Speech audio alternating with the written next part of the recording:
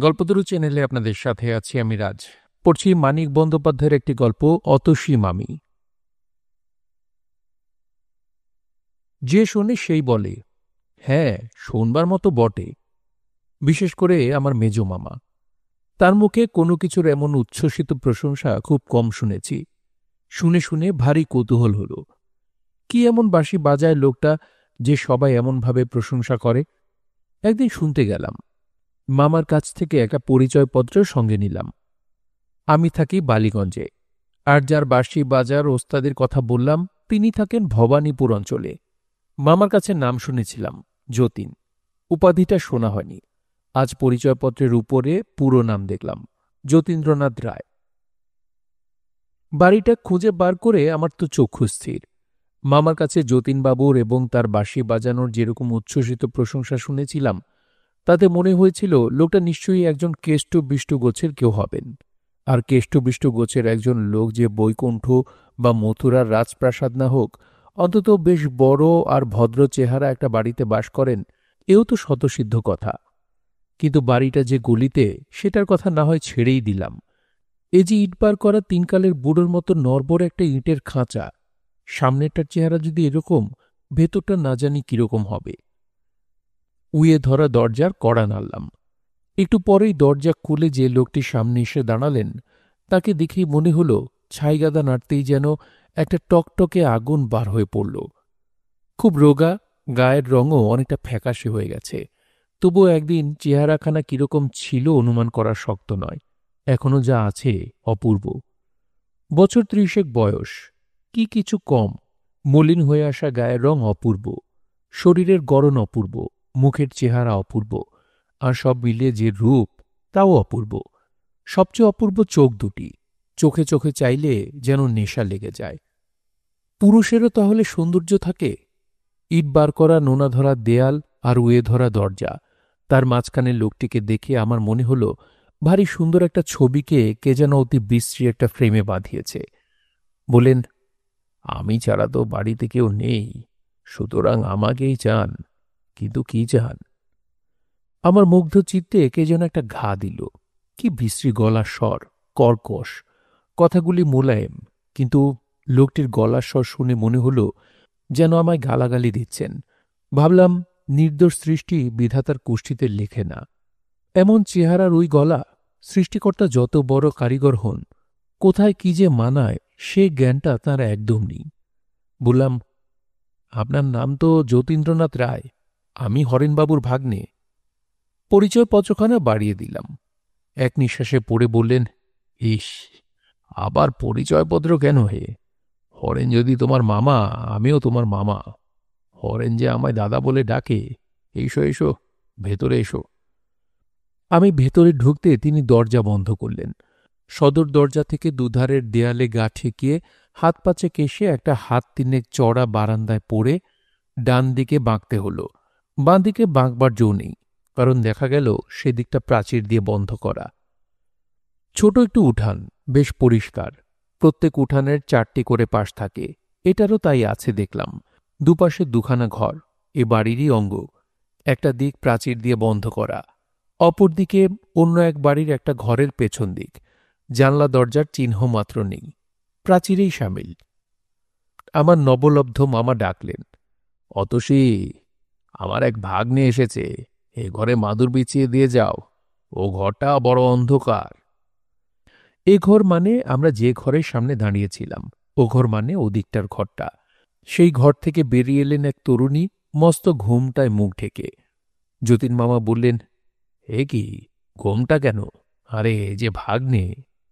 মামির ঘোমটা ঘুচবার লক্ষণ নেই দেখে বললেন, ছি ছি, মামি হয়ে ভাগ্নের কাছে ঘোমটা টেনে কলাবো সাজবে। এবার মামির ঘোমটা উঠল। দেখলাম আমার নূতন পাওয়া মামিটি মামারই উপযুক্ত স্ত্রী বটে। মামি এ ঘরের মেঝেতে মাদুর বিছিয়ে দিলেন। ঘরে তক্তপোষ, টেবিল, চেয়ার ইত্যাদির বালাই নেই। একপাশে একটা রংচটার ট্রাঙ্ক আর একটা কাঠের বাক্স। দেয়ালে এক কোণ থেকে আরেক কোণ পর্যন্ত দড়ি টাঙানো, তাতে একটি মাত্র ধুতি ঝুলছে। একটা পেরেকে একটা আধময়লা খদ্দরের পাঞ্জাবি লটকানো, যতীন মামার সম্পত্তি। গোটা 2 বছর আগেরকার ক্যালেন্ডারের ছবি। একটাতে এখনও চৈত্র মাসের তারিখ লেখা কাগজটা লাগানো রয়েছে। ছিঁড়ে ফেলতে বোধহয় কারো খেয়াল হয়নি। যতীন মামা বললেন, একটু সুজি টুজি থাকে তো ভাগ্নেকে করে দাও, না থাকে এক কাপ চাই খাবে ক্ষণ। বললাম, কিছু দরকার নেই যতীন মামা, আপনার বাঁশি শুনতে এসেছি, বাঁশির সুরেই খিদে মিটবে এখন। যদিও খিদে পাইনি মোটেই, বাড়ি থেকে খেয়ে এসেছি। যতীন মামা বললেন, বাঁশি? বাঁশি তো এখন আমি বাজাই না। বললাম, সে হবে না, আপনাকে শোনাতেই হবে। বললেন, তাহলে বসো, রাত্রি হোক, সন্ধ্যার পর ছাড়া আমি বাঁশি ছুঁই না। বললাম, কেন?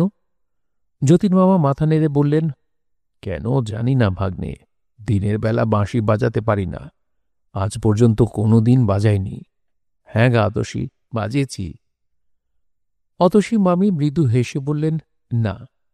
যেন প্রকাণ্ড একটা সমস্যার সমাধান হয়ে গেল এমনইভাবে যতীন মামা বললেন, তবে? বললাম, মোটে 5টা বেজেছে, সন্ধ্যা হবে 7টায়। এতক্ষণ বসে থেকে কেন আপনাদের অসুবিধা করব? ঘুরে টুরে সন্ধ্যার পর আসব এখন। যতীন মামা ইংরেজিতে বললেন, টাট টাট। তারপর বাংলায় যোগ দিলেন, কি যে বলো ভাগ্নে, অসুবিধাটাই কি হ্যাঁ? পাড়ার লোকে তো বয়কট করেছে অপবাদ দিয়ে, তুমি থাকলে তবু কথা কয়ে বাঁচব। আমি বললাম, পাড়ার লোকে কি অপবাদ দিয়েছে মামা? অতসী মামির দিকে চেয়ে যতীন মামা হাসলেন। বলবো নাকি ভাগ্নিকে কথাটা অতসী? পাড়ার লোকে কি বলে জানো ভাগ্নে? বলে অতসী আমার বিয়ে করা বউ নয়। চোখের পলকে হাসি মুছে রাগে যতীন মামা গড়গড় করতে লাগলেন, লক্ষ্মীচারা বজ্জাত লোক পাড়ার ভাগ্নে, রীতিমতো দলিল আছে বিয়ের, কেউ কি তা দেখতে চাইবে? যত সব। ত্রস্তভাবে অতসী মামি বললে, কি যাতা বলছ? যতীন মামা বললেন, ঠিক ঠিক, ভাগ্নে নতুন লোক, তাকে এসব বলার ঠিক হচ্ছে না বটে, ভারী রাগ হয় কি না? বলে হাসলেন। হঠাৎ বললেন, তোমরা যে কেউ কারোর সঙ্গে কথা বলছ না গো? মামি মৃদু হেসে বললে, কি কথা বলবো? যতীন মামা বললেন, এই নাও, কি কথা বলবে তাও কি আমার বলে দিতে হবে নাকি? যা হোক কিছু বলে শুরু করো, গড়গড় করে কথা আপনি এসে যাবে। মামি বললে, তোমার নামটি কি ভাগ্নে? যতীন মামা সশব্দে হেসে উঠলেন। হাসি থামিয়ে বললেন, এইবার ভাগ্নে পাল্টা প্রশ্ন করো, আজ কি রাঁধবে মামি? ব্যাস, খাসা আলাপ জমে যাবে। তোমার আরম্ভটি কিন্তু বেশ অতসী। মামির মুখ লাল হয়ে উঠল। আমি বললাম, অমন বিশ্রী প্রশ্ন কখনো করব না মামি, আপনি নিশ্চিন্ত থাকুন, আমার নাম সুরেশ। যতীন মামা বললেন, সুরেশ কিনা সুরের রাজা, তাই সুর শুনতে এত আগ্রহ, নয় ভাগ্নে? হঠাৎ উঠে দাঁড়িয়ে বললেন, ইস, ভুবনবাবু যে টাকা দুটো ফেরত দিবে বলেছিল আজ, নিয়ে আসি, 2 দিন বাজার হয়নি। বসো ভাগ্নে, মামির সঙ্গে গল্প করো, 10 মিনিটের ভেতর আসছি। ঘরের বাইরে গিয়ে বললেন, দৌড়টা দিয়ে যাও অতসী, ভাগ্নে ছেলে মানুষ, কেউ তোমার লোভে ঘরে ঢুকলে ঠেকাতে পারবে না। মামির মুখ আরক্ত হয়ে উঠল এবং সেটা গোপন করতে চট করে উঠে গেল। বাইরে তার চাপা গলা শুনলাম, কি যে রসিকতা করো, ছি। মামা কি জবাব দিলেন শোনা গেল না। মামি ঘরে ঢুকে বললেন, ওই রকম স্বভাব ওর, বাক্সে 2টি মোটে টাকা, তাই নিয়ে সেদিন বাজারে গেলেন। বললাম, একটা থাক। জবাব দিলেন, কেন? রাস্তায় ভুবনবাবু চাইতে টাকা 2টি তাকে দিয়ে খালি হাতে ঘরে ঢুকলেন। আমি বললাম, আশ্চর্য লোক তো। মামি বললে, ওই রকমই। আর দেখো ভাই। বললাম, ভাই নয়, ভাগ্নে। মামি বললে, তাও তো বটে, আগে থাকতেই যে সম্বন্ধটা পাতিয়ে বসে আছো, ওর ভাগ্নে না হয়ে আমার ভাই হলেই বেশ হতো, কিন্তু সম্পর্কটা নতুন করে পাতো না, এখনো 1 ঘণ্টাও হয়নি, জমাট বাঁধেনি। আমি বললাম, কেন, মামি ভাগ্নে বেশ তো সম্পর্ক। মামি বললে, আচ্ছা তবে তাই, কিন্তু আমার একটা কথা তোমার রাখতে হবে ভাগ্নে, তুমি ওর বাঁশি শুনতে চেও না। বললাম, তার মানে? বাঁশি শুনতেই তো এলাম। মামির মুখ গম্ভীর হল, বলে, কেন এলে? আমি ডেকেছিলাম, তোমাদের জ্বালায় আমি কি গলায় দড়ি দেব? আমি অবাক হয়ে মামির মুখের দিকে চেয়ে রইলাম, কথা জোগায় না। মামি বললে, তোমাদের একটু শখ মেটাবার জন্য উনি আত্মহত্যা করছেন দেখতে পাও না? রোজ তোমরা একজন না একজন এসে বাঁশি শুনতে চাইবে। রোজ গলা দিয়ে রক্ত পড়লে মানুষ কদিন বাঁচে? রক্ত? রক্ত নয়, দেখবে, বলে মামি চলে গেল। ফিরে এলো একটা গামলা হাতে করে। গামলার ভেতরে জমাট বাঁধা খানিকটা রক্ত। কাল উঠেছিল, ফেলতে মায়া হচ্ছিল, তাই রেখে দিয়েছি। রেখে কোনো লাভ নেই জানি, তবু। আমি অনুতপ্ত হয়ে বললাম, জানতাম না মামি, জানলে কখনো শুনতে চাইতাম না।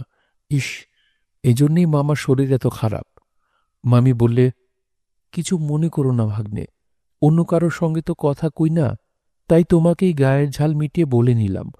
তোমার আর কি দোষ, আমার অদৃষ্ট। আমি বললাম, এত রক্ত পড়ে তবু মামা বাঁশি বাজান? মামি দীর্ঘ নিঃশ্বাস ফেলে বললে, হ্যাঁ, পৃথিবীর কোনো বাধাই ওর বাঁশি বাজানো বন্ধ করতে পারবে না। কত বলেছি, কত কেঁদেছি, শোনেন না। আমি চুপ করে রইলাম। মামি বলে চলল, কতদিন ভেবেছি বাঁশি ভেঙে ফেলি, কিন্তু সাহস হয় না। হয়তো বাঁশির বদলে মদ খেয়ে নিজেকে শেষ করে ফেলবেন, নয়তো যেখানে যা আছে সব বিক্রি করে বাঁশি কিনে না খেয়ে মরবেন। মামির শেষ কথাগুলি যেন গুমড়ে গুমড়ে কেঁদে ঘরের চারদিকে ঘুরে বেড়াতে লাগল। আমি কথা বলতে গেলাম, কিন্তু কথা ফুটল না। মামি একটা দীর্ঘ নিঃশ্বাস ফেলে বললে, অথচ ওই একটা ছাড়া আমার কোনো কথাই ফেলেন না। আগে আকণ্ঠ মদ খেতেন। বিয়ের পর যেদিন মিনতি করে মদ ছাড়তে বললাম, সেদিন থেকে ও জিনিস ছোঁয়ায় ছেড়ে দিলেন, কিন্তু বাঁশির বিষয়ে কোনো কথাই শোনেন না। আমি বলতে গেলাম, মামি। মামি বোধহয় শুনতেই পেল না, বলে চলল, একবার বাঁশি লুকিয়ে রেখেছিলাম। সে কি ছটফট করতে লাগলেন, যেন ওর সর্বস্ব হারিয়ে গেছে। বাইরে কড়া নাড়ার শব্দ হল। মামি দরজা খুলতে উঠে গেল। যতীন মামা ঘরে ঢুকতে ঢুকতে বললেন, দিলে না টাকা অতসী, বললে পরশু যেতে। পিছন থেকে মামি বললে, সে আমি আগেই জানি। যতীন মামা বললেন, দোকানদারটাই বা কি পাজি, এক পো সুজি চাইলাম, দিল না। মামার বাড়ি এসে ভাগ্নেকে দেখছি খালি পেটে ফিরতে হবে। মামি ম্লান মুখে বললে, সুজি দেয়নি, ভালোই করেছে। শুধু জল দিয়ে তো আর সুজি হয় না। ঘি নেই? কবে আবার ঘি আনলে তুমি? তাও তো বটে, বলে যতীন মামা আমার দিকে চেয়ে হাসলেন, দিব্য সপ্রতিভ হাসি। আমি বললাম, কেন ব্যস্ত হচ্ছেন মামা? খাবারের কিছু দরকার নেই, ভাগ্নের সঙ্গে অত ভদ্রতা করতে নেই।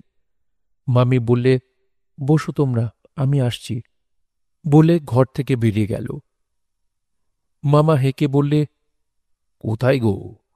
বারান্দা থেকে জবাব এলো, আসছি। মিনিট 15 পরে মামি ফিরল।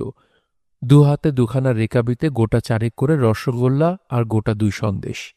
যতীন মামা বললেন, কোত্থেকে জোগাড় করলে গো? বলে একটা রেকাবি টেনে নিয়ে একটা রসগোল্লা মুখে তুললেন। অন্য রেকাবিটা আমার সামনে রাখতে রাখতে মামি বললে, তা দিয়ে তোমার দরকার কি? যতীন মামা নিশ্চিতভাবে বললেন, কিছু না, যা খিদেটা পেয়েছে, ডাকাতি করেও যদি এনে থাকো কিছু দোষ হয়নি। স্বামীর প্রাণ বাঁচাতে সাধ্যি অনেক কিছুই করে। আমি কুণ্ঠিত হয়ে বলতে গেলাম, কেন মিথ্যে? বাধা দিয়ে মামি বললে, আবার যদি ওইসব শুরু করো ভাগ্নে, আমি কেঁদে ফেলব। আমি নিঃশব্দে খেতে আরম্ভ করলাম। মামি ও ঘর থেকে 2টো এনামেলের গ্লাসে জল এনে দিলেন। প্রথম রসগোল্লাটা গিলেই মামা বললেন, ওয়াক, কি বিশ্রী রসগোল্লা, রইল পড়ে, খেও তুমি, নয়তো ফেলে দিও। দেখি সন্দেশটা কেমন? সন্দেশ মুখে দিয়ে বললেন, হ্যাঁ, এই জিনিসটা ভালো, এটা খাবো। বলে সন্দেশ 2টো তুলে নিয়ে রেকাবিটা ঠেলে দিয়ে বললেন, যাও, তোমার সুজির ঢিপি ফেলে দিও খন নর্দমায়। অতসী মামির চোখ ছলছল করে এলো। মামার ছলটুকু আমাদের কারুর কাছে গোপন রইল না।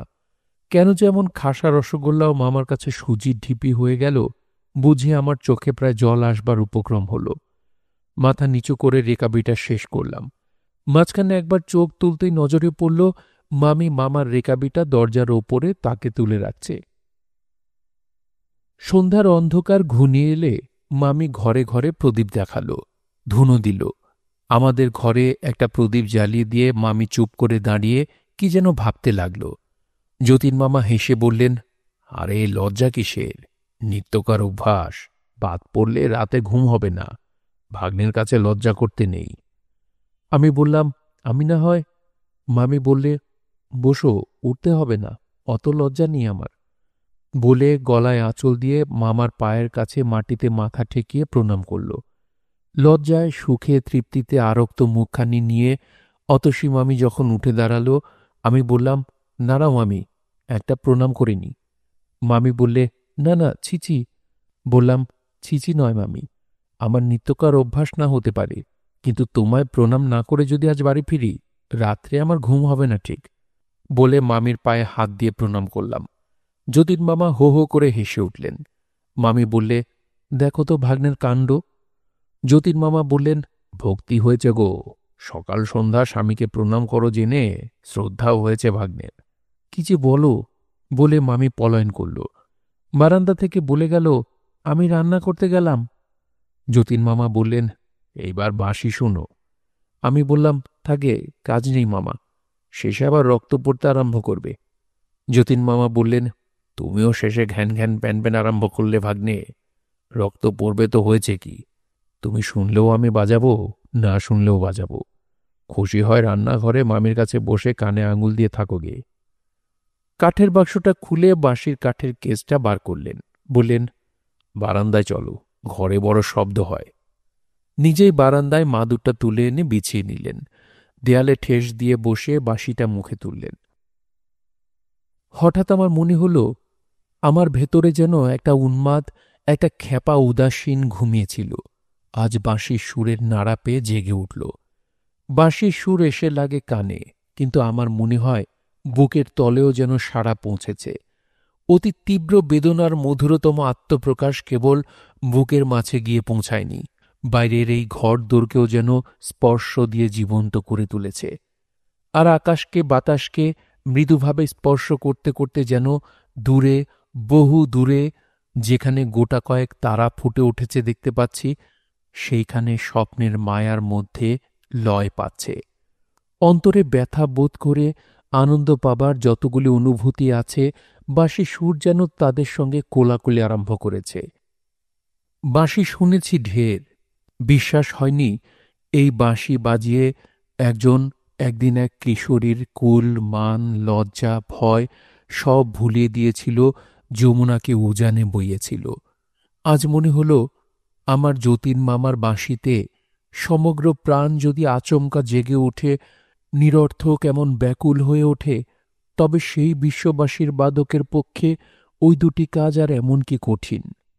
দেখি মামি কখন এসে নিঃশব্দে ওদিকের বারান্দায় বসে পড়েছে।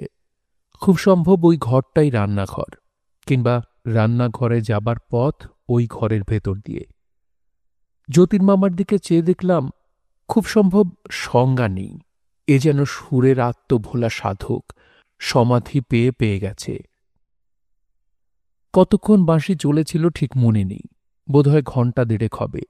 হঠাৎ এক সময় বাঁশি থামিয়ে যতীন মামা ভয়ানক কাশতে আরম্ভ করলেন। বারান্দায় ক্ষীণ আলোতেও বুঝতে পারলাম মামার মুখ চোখ অস্বাভাবিক রকম লাল হয়ে উঠেছে। অতসী মামি বোধহয় প্রস্তুত ছিল, জল আর পাখা নিয়ে ছুটে এলো। খানিকটা রক্ত তুলে মামির শুশ্রূষায় যতীন মামা অনেকটা সুস্থ হলেন। মাদুরের ওপর একটা বালিশ পেতে মামি তাকে শুইয়ে দিল। তারপর এক সময় উঠে দাঁড়িয়ে বললাম, আজ আসি যতীন মামা। মামা কিছু বলবার আগেই মামি বললে, তুমি এখন কথা কইও না, ভাগ্নের বাড়িতে ভাববে, আজ থাক, আর একদিন এসে খেয়ে যাবেক্ষণ। চলো, আমি দরজা দিয়ে আসছি। সদরের দরজা খুলে বাইরে যাব। মামি আমার একটা হাত চেপে ধরে বললে, একটু দাঁড়াও ভাগ্নে, সামলে নি। প্রদীপের আলোতে দেখলাম মামির সমস্ত শরীর থরথর করে কাঁপছে। একটু সুস্থ হয়ে বললে, ওর রক্ত পড়া দেখলে আমার এরকম হয়, বাঁশি শুনেও হতে পারে। আচ্ছা, এবার এসো ভাগ্নে, শিগগির আরেকদিন আসবে কিন্তু। বললাম, মামার বাঁশি ছাড়াতে পারি কি না একবার চেষ্টা করে দেখব মামি। মামি ব্যগ্র কণ্ঠে বললে, পারবে, পারবে তুমি? যদি পারো ভাগ্নে, শুধু তোমার যতীন মামাকে নয়, আমাকেও প্রাণ দেবে। অতসী মামি ঝরঝর করে কেঁদে ফেললে। রাস্তায় নেমে বললাম, খিলটা লাগিয়ে দাও মামি। কেবলই মনে হয়, নেশাকে মানুষ এত বড় দাম দেয় কেন? লাভ কি? এই যে যতীন মামা পলে পলে জীবন উৎসর্গ করে সুরের জাল বুনবার নেশায় মেতে যান, মানি তাতে আনন্দ আছে। যে সৃষ্টি করে তারও, যে শোনে তারও। কিন্তু এত চড়া মূল্য দিয়ে কি সেই আনন্দ কিনতে হবে? এই যে স্বপ্ন সৃষ্টি, এ তো ক্ষণিকের। যতক্ষণ সৃষ্টি করা যায় শুধু ততক্ষণের স্থিতি। তারপর বাস্তবের কঠোরতার মাঝে এই স্বপ্নের চিহ্ন তো খুঁজে পাওয়া যায় না। এ নিরর্থক মায়া সৃষ্টি করে নিজেকে ভোলাবার প্রয়াস কেন? মানুষের মন কি বিচিত্র! আমারও ইচ্ছে করে যতীন মামার মতো সুরের আলোয় ভুবন ছেয়ে ফেলে, সুরের আগুন গগনে বেয়ে তুলে পলে পলে নিজেকে শেষ করে আনি। লাভ নেই, নাই বা রইল। এতদিন জানতাম আমিও বাঁশি বাজাতে জানি। বন্ধুরা শুনে প্রশংসাও করে এসেছে। বাঁশি বাজিয়ে আনন্দও যে না পাই তা নয়, কিন্তু যতীন মামার বাঁশি শুনে এসে মনে হল বাঁশি বাজানো আমার জন্যে নয়। এক একটা কাজ করতে এক একজন লোক জন্মায়, আমি বাঁশি বাজাতে জন্মাইনি। যতীন মামা ছাড়া বাঁশি বাজাবার অধিকার কারও নেই। থাকতে পারে কারো অধিকার, কারো কারো বাঁশি হয়তো যতীন মামার বাঁশির চেয়েও মনকে উতলা করে তোলে। আমি তাদের চিনি না। একদিন বললাম, বাঁশি শিখিয়ে দেবে মামা? যতীন মামা হেসে বললে, বাঁশি কি শেখাবার জিনিস ভাগ্নে?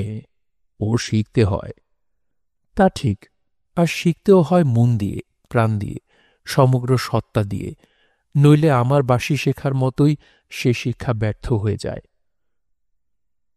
অতসী মামিকে সেদিন বিদায় নেবার সময় যে কথা বলেছিলাম সে কথা ভুলিনি, কিন্তু কি করে যে যতীন মামার বাঁশি ছাড়াব ভেবে পেলাম না। অথচ দিনের পর দিন যতীন মামা যে এই সর্বনাশার নেশায় পলে পলে মরণের দিকে এগিয়ে যাবেন এ কথা ভাবতেও কষ্ট হল। কিন্তু করা যায় কি? মামির প্রতি যতীন মামার যে ভালোবাসা তার বোধহয় তল নেই। মামির কান্নাই যখন ঠেলেছেন তখন আমার সাধ্য কি তাকে ঠেকিয়ে রাখি? একদিন বললাম, মামা আর বাঁশি বাজাবেন না? যতীন মামা চোখ বড় বড় করে বললেন, বাঁশি বাজাবো না? বলো কি ভাগ্নে, তাহলে বাঁচব কি করে? বললাম, গলা দিয়ে রক্ত উঠছে, মামি কত কাঁদে। তা আমি কি করব, একটু একটু কাঁদা ভালো, বলে হাঁকলেন। অতসী, অতসী। মামি এলো। মামা বললেন, কান্না কি জন্যে শুনি? মাসি ছেড়ে দিয়ে আমায় মরতে বলো নাকি? তাতে কান্না বাড়বে, কমবে না। মামি ম্লান মুখে চুপ করে দাঁড়িয়ে রইল। মামা বললেন, জানো ভাগ্নে, এই অতসীর জ্বালায় আমার বেঁচে থাকা ভার হয়ে উঠেছে। কোত্থেকে উড়ে এসে জুড়ে বসলেন, নড়বার নাম নেই। ওর ভার ঘাড়ে না থাকলে বাঁশি বগলে মনের আনন্দে দেশ বিদেশে ঘুরে বেড়াতাম। বেড়ানো টেরানো সব মাথায় উঠেছে। মামি বললেন, যাও না বেড়াতে, আমি ধরে রেখেছি। রাখুনি? বলে মামা এমনই ভাবে চাইলেন যেন নিজের চোখে তিনি অতসী মামিকে খুন করতে দেখেছেন, আর মামি এখন তার সম্মুখেই সে কথা অস্বীকার করছে। মামির চোখে জল এলো, অশ্রুজড়িত কণ্ঠে বললে, অমন করো তো, আমি একদিন। মামা একেবারে জল হয়ে গেলেন। আমার সামনেই মামির হাত ধরে কোঁচার কাপড় দিয়ে চোখ মুছিয়ে দিয়ে বললেন, ঠাট্টা করছিলাম, সত্যি বলছি অতসী। চট করে হাত ছাড়িয়ে মামি চলে গেল। আমি বললাম, কেন মিথ্যে চটালেন মামিকে? যতীন মামা বললেন, চটেনি, লজ্জায় পালালো। কিন্তু একদিন যতীন মামাকে বাঁশি ছাড়তে হল। মামিই ছাড়ালো। মামির একদিন হঠাৎ টাইফয়েড জ্বর হল। সেদিন বুঝি জ্বরের 17 দিন। সকাল 9টা বাজে। মামি ঘুমুচ্ছে। আমি তার মাথায় আইস ব্যাগটা চেপে ধরে আছি। যতীন মামা একটা টুলে বসে ম্লান মুখে চেয়ে আছেন। রাত্রি জেগে তার শরীর আরো শীর্ণ হয়ে গেছে। চোখ দুটি লাল হয়ে উঠেছে। মুখে খোঁচা খোঁচা দাড়ি, চুল উস্কো খুস্কো। হঠাৎ টুল ছেড়ে উঠে মামা ট্রাঙ্কটা খুলে বাঁশি বার করলেন। আজ 17 দিন এটা বাক্সেই বন্ধ ছিল। সবিস্ময়ে বললাম, বাঁশি কি হবে মামা? ছেঁড়া পামসুতে পা ঢুকোতে ঢুকোতে মামা বললেন, বেচে দিয়ে আসব। তার মানে? যতীন মামা ম্লান হাসি হেসে বললেন, তার মানে ডাক্তার বোসকে আর একটা কল দিতে হবে। বললাম, বাঁশি থাক, আমার কাছে টাকা আছে। প্রত্যুত্তরে একটু হেসে যতীন মামা পেরেকে টাঙানো জামাটা টেনে নিলেন। যদি দরকার পড়ে ভেবে পকেটে কিছু টাকা এনেছিলাম। মিথ্যা চেষ্টা। আমার মেজ মামা কতবার কত বিপদে যতীন মামাকে টাকা দিয়ে সাহায্য করতে চেয়েছেন। যতীন মামা একটি পয়সা নেননি। বললাম, কোথাও যেতে হবে না মামা, আমি কিনব বাঁশি। মামা ফিরে দাঁড়ালেন, বললেন, তুমি কিনবে ভাগ্নে? বেশ তো। বললাম, কত দাম? বললেন, 135 কিনেছি, 100 টাকায় দেব। বাঁশি ঠিক আছে, কেবল সেকেন্ড হ্যান্ড, এই যা। বললাম, আপনি না সেদিন বলেছিলেন মামা, এরকম বাঁশি খুঁজে পাওয়া দায়, অনেক বেচে আপনি কিনেছেন, আমি 135 দিয়ে ওটা কিনব। যতীন মামা বললেন, তা কি হয়, পুরনো জিনিস। বললাম, আমাকে কি জোচ্চোর পেলেন মামা? আপনাকে ঠকিয়ে কম দামে বাঁশি কিনব? পকেটে 10 টাকার 3টে নোট ছিল, বার করে মামার হাতে দিয়ে বললাম, 30 টাকা আগাম নিন, বাকি টাকাটা বিকেলে নিয়ে আসব। যতীন মামা কিছুক্ষণ স্তব্ধভাবে নোটগুলির দিকে তাকিয়ে রইলেন, তারপর বললেন, আচ্ছা। আমি অন্যদিকে মুখ ফিরে নিলাম। যতীন মামার মুখের ভাবটা দেখবার সাধ্য হল না। যতীন মামা ডাকলেন, ভাগ্নে। ফিরে তাকালাম। যতীন মামা হাসবার চেষ্টা করে বললেন, খুব বেশি কষ্ট হচ্ছে ভেবো না, বুঝলে ভাগ্নে? আমার চোখে জল এলো। তাড়াতাড়ি মুখ ফিরিয়ে মামির শিয়রে গিয়ে বসলাম। মামির ঘুম ভাঙেনি, জানতেও পারল না যে রক্তপিপাসু বাঁশিটা ঝলকে ঝলকে মামার রক্তপান করেছে, আমি আজ সেই বাঁশিটা কিনে নিলাম। মনে মনে বললাম, মিথ্যে আশা, এ যে বালির বাঁধ, একটা বাঁশি গেল, আরেকটা কিনতে কতক্ষণ? লাভের মধ্যে যতীন মামা একান্ত প্রিয় বস্তু হাতছাড়া হয়ে যাবার বেদনাটাই পেলেন। বিকালে বাকি টাকা এনে দিতেই যতীন মামা বললেন, বাড়ি যাবার সময় বাঁশিটা নিয়ে যেও। আমি ঘরে ঢুকতে ঢুকতে বললাম, যাক না এখন কদিন, এত তাড়াতাড়ি কিসের? যতীন মামা বললেন, না, পরের জিনিস আমি বাড়িতে রাখি না। বুঝলাম, পরের হাতে চলে যাওয়া বাঁশিটা চোখের ওপরে থাকা তার সহ্য হবে না। বললাম, বেশ মামা, তাই নিয়ে যাব এখন। মামা ঘাড় নেড়ে বললেন, হ্যাঁ, নিয়েই যেও, তোমার জিনিস এখানে কেন ফেলে রাখবে, বুঝলে না?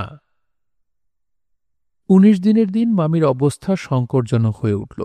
যতীন মামা টুলটা বিছানার কাছে টেনে এনে মামির একটা হাত মুঠো করে ধরে নীরবে তার রোগ শীর্ণ ঝরা ফুলের মতো ম্লান মুখের দিকে চেয়েছিলেন। হঠাৎ অতসী মামি বললে, ওগো, আমি বোধহয় আর বাঁচব না।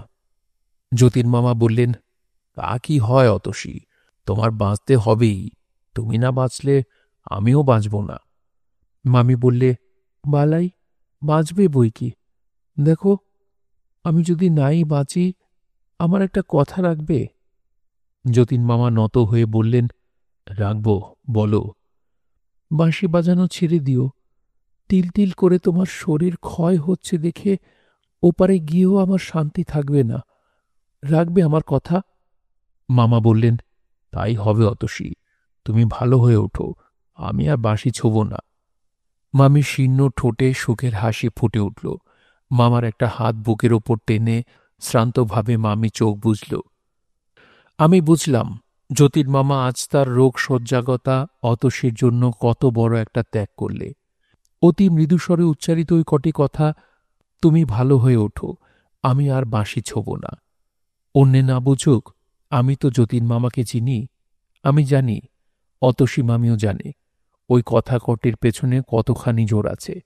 বাঁশি বাজাবার জন্যে মন উন্মাদ হয়ে উঠলেও যতীন মামা আর বাঁশি ছোবেন না। শেষ পর্যন্ত মামি ভালো হয়ে উঠল। যতীন মামার মুখে হাসি ফুটল।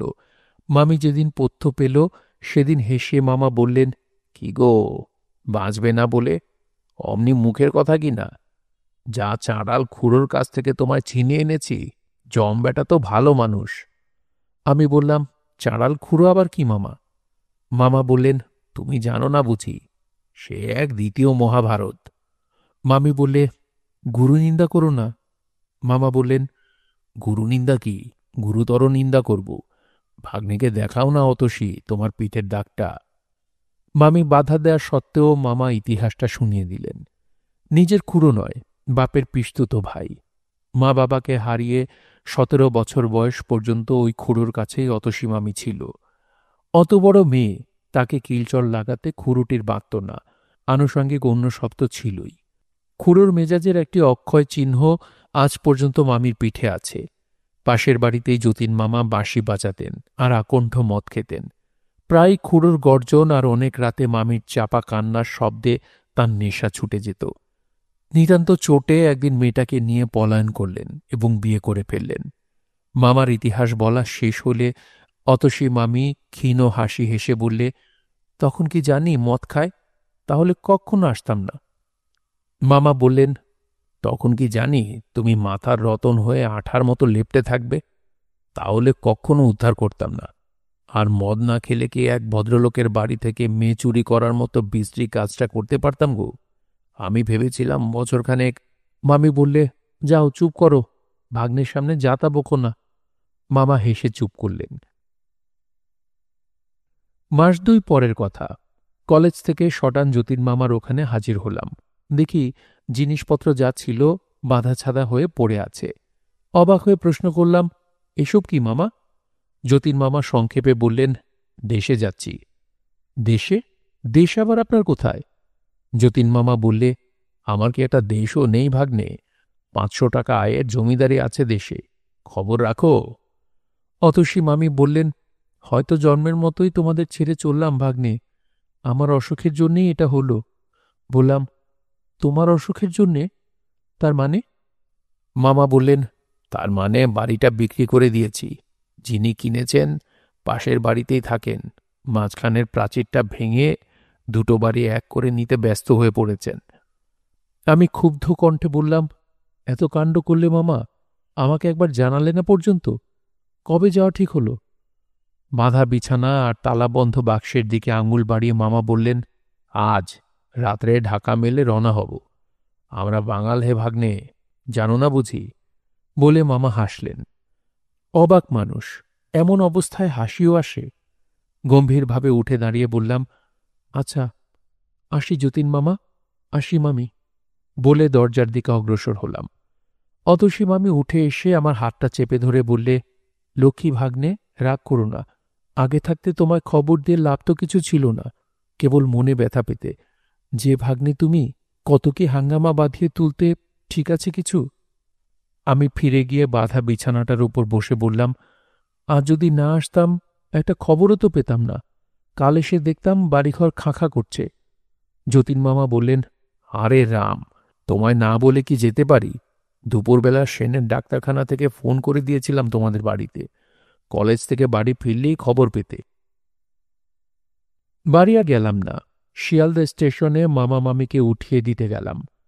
গাড়ি ছাড়ার আগে কতক্ষণ সময় যে কি করেই কাটল, কারো মুখেই কথা নেই। যতীন মামা কেবল মাঝে মাঝে দু একটা হাসির কথা বলছিলেন এবং হাসাচ্ছিলেনও, কিন্তু তার বুকের ভেতর যে কি করছিল সে খবর আমার অজ্ঞাত থাকেনি। গাড়ি ছাড়বার ঘণ্টা বাজলে যতীন মামা আর অতসী মামিকে প্রণাম করে গাড়ি থেকে নামলাম। এইবার যতীন মামা অন্যদিকে মুখ ফিরিয়ে নিলেন, আর বোধহয় মুখে হাসি ফুটিয়ে রাখা তার পক্ষে সম্ভব হল না। জানলা দিয়ে মুখ বার করে মামি ডাকলে, শোনো। কাছে গেলাম। মামি বললে, তোমাকে ভাগ্নে বলি আর যাই বলি, মনে মনে জানি তুমি আমার ছোট ভাই। পারো তো একবার বেড়াতে গিয়ে দেখা দিয়ে এসো। আমাদের হয়তো আর কলকাতা আসা হবে না, জমির ভারী ক্ষতি হয়ে গেছে। যেও কেমন ভাগ্নে? মামির চোখ দিয়ে টপ টপ করে জল ঝরে পড়ল। ঘাড় নেড়ে বললাম, যাব। বাঁশি বাজিয়ে গাড়ি ছাড়ল। যতক্ষণ গাড়ি দেখা গেল অপলক দৃষ্টিতে চেয়ে রইলাম। দূরের লাল সবুজ আলোক বিন্দুর ওপারে যখন একটি চলন্ত লাল বিন্দু অদৃশ্য হয়ে গেল, তখন ফিরলাম। চোখের জলে দৃষ্টি তখন ঝাপসা হয়ে গেছে। মানুষের স্বভাবই এই, যখন যে দুঃখটা পায় তখন সেই দুঃখটাকেই সকলের বড় করে দেখে। নইলে কে ভেবেছিল যে যতীন মামা আর অতসী মামির বিচ্ছেদে 21 বছর বয়সে আমার দুচোখ জলে ভরে গিয়েছিল, সেই যতীন মামা আর অতসী মামি একদিন আমার মনের এক কোণে সংসারের আবর্জনার তলে চাপা পড়ে যাবেন। জীবনে অনেকগুলি ওলটপালট হয়ে গেল। যথাসময়ে ভাগ্য আমার ঘাড় ধরে যৌবনের কল্পনার সুখস্বর্গ থেকে বাস্তবের কঠোর পৃথিবীতে নামিয়ে দিল। নানা কারণে আমাদের অবস্থা খারাপ হয়ে পড়ল। বালিগঞ্জের বাড়িটা পর্যন্ত বিক্রি করে ঋণ শোধ দিয়ে 80 টাকা মাইনের একটা চাকরি নিয়ে শ্যামবাজার অঞ্চলে ছোট একটা বাড়ি ভাড়া করে উঠে গেলাম। মার কাঁদা কাটায় গলে একটা বিয়েও করে ফেললাম। প্রথমটা সমস্ত পৃথিবীটাই যেন তেতো লাগতে লাগল। জীবনটা বিষাদ হয়ে গেল। আশা আনন্দের এতটুকু আলোড়নও ভেতরে খুঁজে পেলাম না। তারপর ধীরে ধীরে সব ঠিক হয়ে গেল। নূতন জীবনের রসের খোঁজ পেলাম। জীবনের জুয়া খেলায় হার জিতের কথা কদিন আর মানুষ বুকে পুষে রাখতে পারে। জীবনে যখন এইসব বড় বড় ঘটনা ঘটছে, তখন নিজেকে নিয়ে আমি এমনই ব্যাপৃত হয়ে পড়লাম যে কবে এক যতীন মামা আর অতসী মামির স্নেহ পরম সম্পদ বলে গ্রহণ করেছিলাম, সে কথা মনে ক্ষীণ হতে ক্ষীণতর হয়ে গেল। 7 বছর পরে আজ ক্বচিৎ কখনো হয়তো একটা অস্পষ্ট স্মৃতির মতো তাদের কথা মনে পড়ে। মাঝে একবার মনে পড়েছিল যতীন মামাদের দেশে চলে যাওয়ার বছর 3 পরে। সেবার ঢাকা মেলে কলিশন হয়।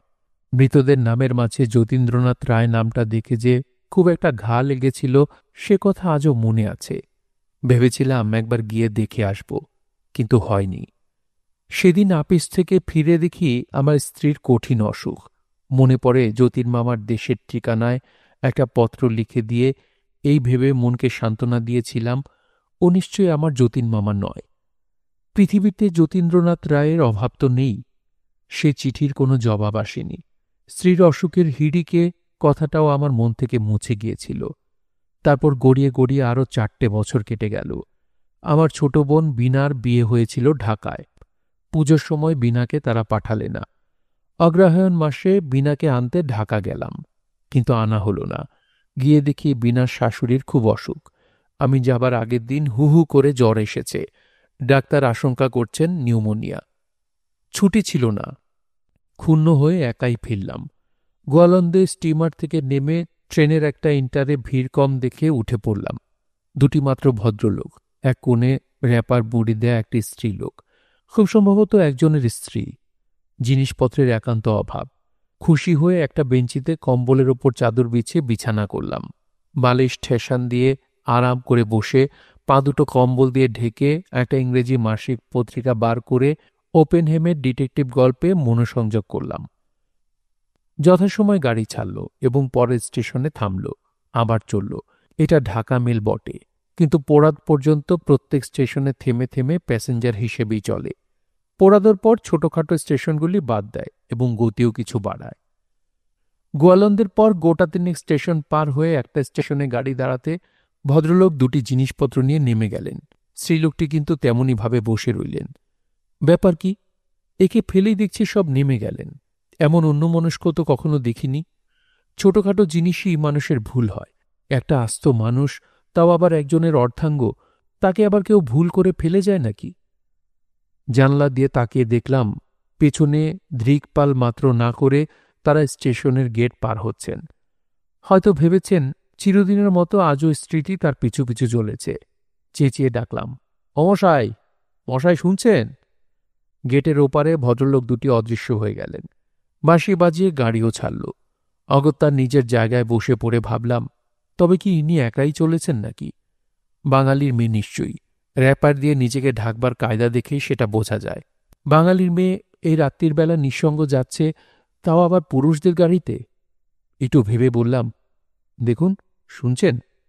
সাড়া নেই। বললাম, আপনার সঙ্গীরা সব নেমে গেছে, শুনছেন? এবার আলোয়ানের পোটলা নড়ল এবং আলোয়ান ও ঘোমটা সরে গিয়ে যে মুখখানা বার হল দেখেই আমি চমকে উঠলাম। কিছু নেই, সে মুখের কিছুই এতে নেই। আমার অতসী মামির মুখের সঙ্গে এ মুখের অনেক তফাত, কিন্তু তবু আমার মনে হল এ আমার অতসী মামি। মৃদু হেসে বললে, গলা শুনেই মনে হয়েছিল এ আমার ভাগ্নের গলা, কিন্তু অতটা আশা করতে পারিনি। মুখ বার করতে ভয় হচ্ছিল, পাছে আশা ভেঙে যায়। আমি সবিস্ময়ে বলে উঠলাম, অতসী মামি? মামি বললে, খুব বদলে গেছি না? মামির সিঁথিতে সিঁদুর নেই, কাপড়ে পাড়ের চিহ্নও খুঁজে পেলাম না। 4 বছর আগে ঢাকা মেল কলিশনে মৃতদের তালিকায় একটা অতি পরিচিত নামের কথা মনে পড়ল। যতীন মামা তবে সত্যিই নেই? আস্তে আস্তে বললাম, খবরের কাগজে মামার নাম দেখেছিলাম মামি। বিশ্বাস হয়নি সে আমার যতীন মামা। একটা চিঠি লিখেছিলাম, পাওনি? মামি বললেন, না। তারপরে আমি ওখান থেকে 2-3 মাসের জন্য চলে যাই। বললাম, কোথায়? আমার এক দিদির কাছে, দুঃসম্পর্কের অবশ্য, আমায় কেন একটা খবর দিলে না মামি?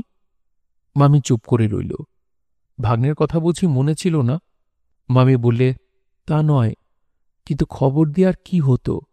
যা হবার তা তো হয়েই গেল। মাসিকে ঠেকিয়ে রাখলাম, কিন্তু নিয়তিকে তো ঠেকাতে পারলাম না। তোমার মেজ মামার কাছে তোমার কথাও সব শুনলাম। আমার দুর্ভাগ্য নিয়ে তোমায় আর বিরক্ত করতে ইচ্ছে হলো না। জানি তো একটা খবর দিলেই তুমি ছুটে আসবে। চুপ করে রইলাম। বলবার কি আছে? কি নিয়েই বা অভিমান করব? খবরের কাগজে যতীন মামার নাম পড়ে একটা চিঠি লিখেই তো আমার কর্তব্য শেষ করেছিলাম। মামি বললে, কি করছো এখন ভাগ্নে? চাকরি। এখন তুমি যাচ্ছ কোথায়? মামি বললে, একটু পরেই বুঝবে। ছেলেপিলে কটি? আশ্চর্য, জগতে এত প্রশ্ন থাকতে এই প্রশ্নটাই সকলের আগে মামির মনে জেগে উঠল। বললাম, একটি ছেলে। ভারী ইচ্ছে করছে আমার ভাগ্নের খোকাকে দেখে আসতে। দেখাবে একবার? কার মতো হয়েছে? তোমার মতো, না তার মার মতো? কত বড় হয়েছে? বললাম, 3 বছর চলছে। চলো না আমাদের বাড়ি মামি, বাকি প্রশ্নগুলির জবাব নিজের চোখেই দেখে আসবে। মামি হেসে বললে, গিয়ে যদি আর না নড়ি? বললাম, তেমন ভাগ্য কি হবে? কিন্তু সত্যি কোথায় চলেছ মামি? এখন থাকো কোথায়? মামি বললে, থাকি দেশেই। কোথায় যাচ্ছি একটু পরেই বুঝবে। ভালো কথা, সেই বাঁশিটা কি হলো ভাগ্নে? এইখানে আছে। এইখানে? এই গাড়িতে? বললাম, হুম। আমার ছোট বোন বিনাকে আনতে গিয়েছিলাম। সে লিখেছিল বাঁশিটা নিয়ে যেতে। সবাই নাকি শুনতে চেয়েছিল। মামি বললে, তুমি বাজাতে জানো নাকি? বার করো না বাঁশিটা। ওপর থেকে বাঁশির কেসটা পারলাম। বাঁশিটা বার করতেই মামি ব্যগ্র হাতে টেনে নিয়ে এক দৃষ্টিতে সেটার দিকে চেয়ে রইল। একটা দীর্ঘ নিঃশ্বাস ফেলে বললে, বিয়ের পর এটাকে বন্ধু বলে গ্রহণ করেছিলাম। মাঝখানে এর চেয়ে বড় শত্রু আমার ছিল না। আজ আবার এটাকে বন্ধু মনে হচ্ছে। শেষ 3টা বছর বাঁশিটার জন্য ছটফট করে কাটিয়েছিলেন। আজ মনে হচ্ছে বাঁশি বাজানো ছাড়তে না বললেই হয়তো ভালো হতো। বাঁশির ভেতর দিয়ে মরণকে বরণ করলে তবু শান্তিতে যেতে পারতেন। শেষ কটা বছর তো মনোকষ্ট ভোগ করতে হতো না। শুনছিলেন মানিক বন্দ্যোপাধ্যায়ের গল্প অতসী মামি। গল্পটি আপনাদের কাছে কেমন লাগলো অবশ্যই কমেন্ট করে জানাবেন। ভালো লাগলে একটি লাইক করবেন, চাইলে শেয়ার করতে পারেন। সবাই ভালো থাকবেন, সুস্থ থাকবেন এবং গল্পতরুর সঙ্গেই থাকবেন। ধন্যবাদ।